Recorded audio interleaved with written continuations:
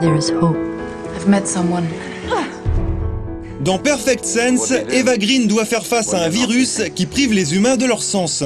Un film qui aborde un sujet très en vogue dans le cinéma, quelques mois après Contagion de Steven Soderbergh.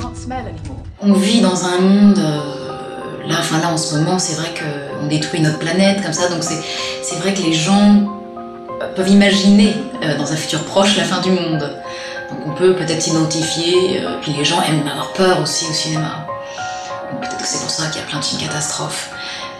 Mais bon, c'est souvent un peu ennuyant, je trouve. Donc là, c'est un film original, qui n'a pas vraiment de genre, une espèce d'ovni, de comédie romantique, de film un peu dramatique, film science-fiction, d'horreur, ouais. Car oui, si Perfect Sense a des allures de film catastrophe, il s'engage très vite sur une autre voie. C'est vrai qu'on ne sait jamais ce que va être le film fini, le produit fini. Et j'ai découvert quelque chose de très différent, dans le bon sens du terme.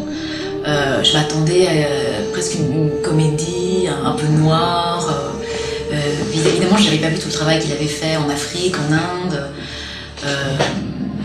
Et la musique de Max Richter est extraordinaire. Je suis une grosse fan qui accompagne comme ça les personnages assez graves, ajoute beaucoup à l'intensité du film.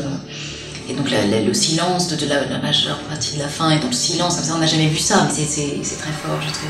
On a vu beaucoup de films sur la fin du monde. Alors on pourrait se dire encore un film catastrophe, 2012. Mais non, je trouvais qu'il y avait quelque chose d'original à cause de l'histoire d'amour.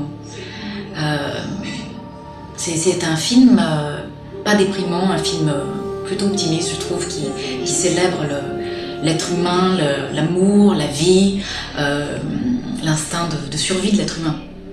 Quelles que soient les circonstances, la vie continue. Et au moment de se glisser dans son personnage de scientifique, Eva Green a dû se déglamouriser, pour reprendre les termes du réalisateur David Mackenzie. Je m'en les dis pas vraiment dans le film.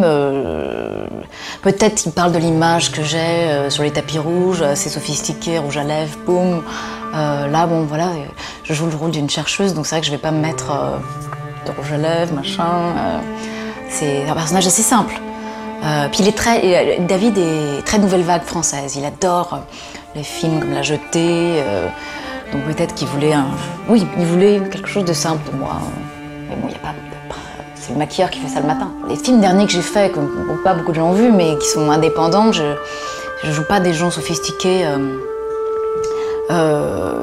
C'est ennuyeux de jouer toujours aussi la même chose, des femmes, glamour, bon, c'est marrant à un moment, mais bon.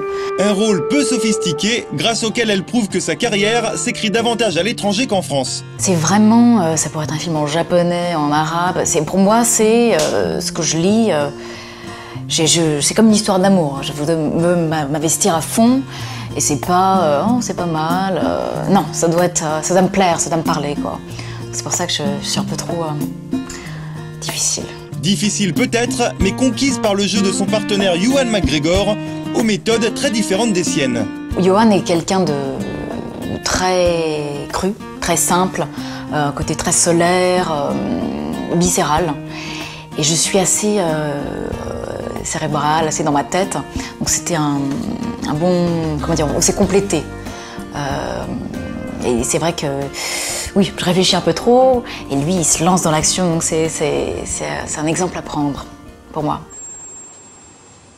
What should we do?